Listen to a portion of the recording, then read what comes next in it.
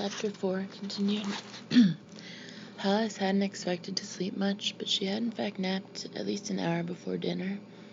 Eaten in a slightly drowsy state, her hostess seemed to view with awe, and her host with wavering suspicion, and then fallen into bed after a hot shower she'd expected to keep her awake rather than make her even more sleepy.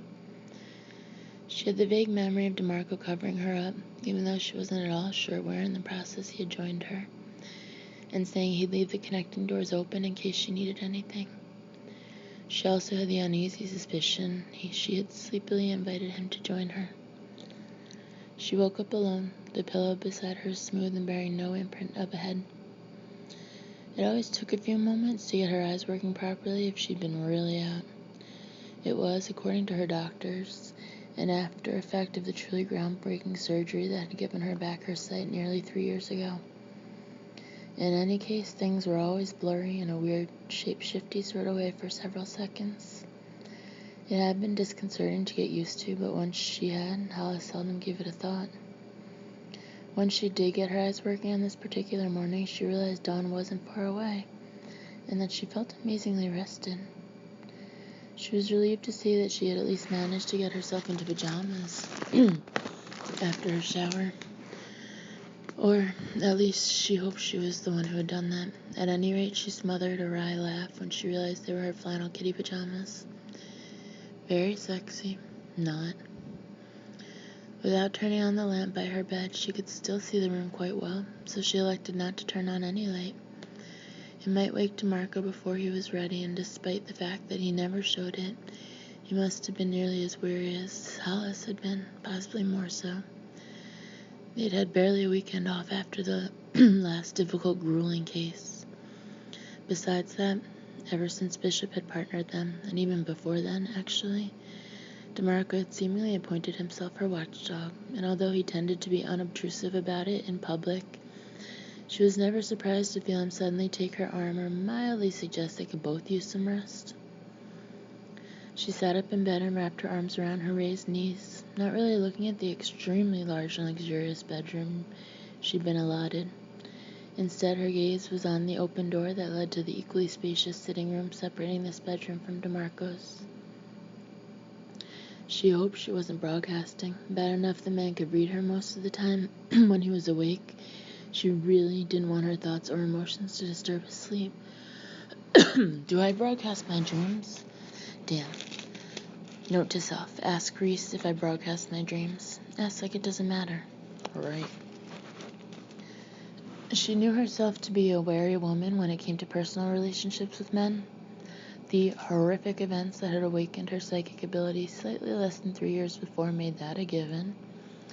And it had only been back in January of this year, after all, that she had met Reese DeMarco, just as he was ending an unusually long and dangerous undercover assignment that had nearly cost him his life. So neither of them was especially unburdened by emotional and psychological baggage, or scars. The opposite, in fact. Probably would have been extremely difficult to find two people who had been in darker, more evil places conjured by the human psyche than Hollis Templeton and Reese DeMarco. Outside the SCU, at any rate. But after what had happened to Diana, Reese had made his interest in Hollis crystal clear. Life was short, a brutal lesson they had both learned, and DeMarco had not wanted to find himself in the position of regretting that he had not spoken up about his feelings. After that, not very much had happened between them, not at least of the romantic relationship variety. He had the advantage of being a powerful telepath, often able to read her emotions and thoughts. Not that she could hide them, since she, quote-unquote, broadcast especially stressful moments. So perhaps he simply knew she wasn't quite ready to take a lover just yet. Perhaps he knew that the ever-growing psychic abilities Hollis had been coping with left her too vulnerable to deal with anything more at this point in her life. Perhaps. Hollis didn't exactly resent his self-appointed watchdog status. The SCU team had become her family, a place where she felt welcome and understood, and she was well aware that DeMarco was never questioning her strength or her ability to take care of herself when he made sure she ate regular meals and rested when she could.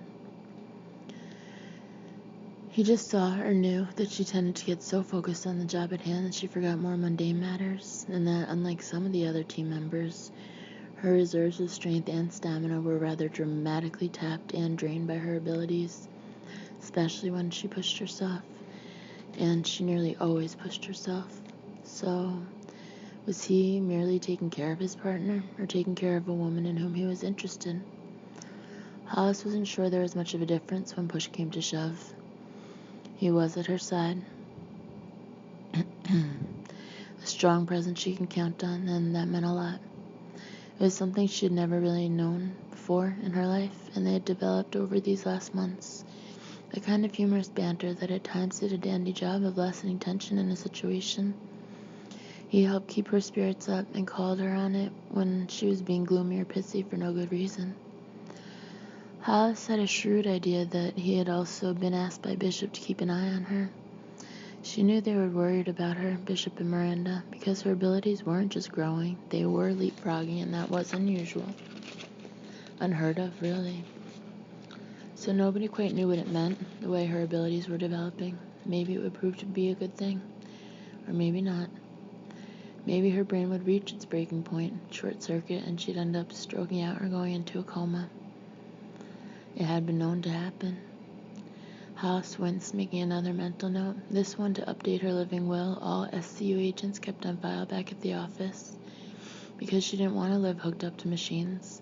She didn't have Diana's nightmares about that, but just the possibility made her skin crawl. Then, realizing, Hollis frowned down at herself, ran light fingers over her forearm, and felt the goose flesh, felt the fine hair standing up all over her body, and felt the chill of that cold wave sweeping through her. Oh shit, not now, she muttered under her breath.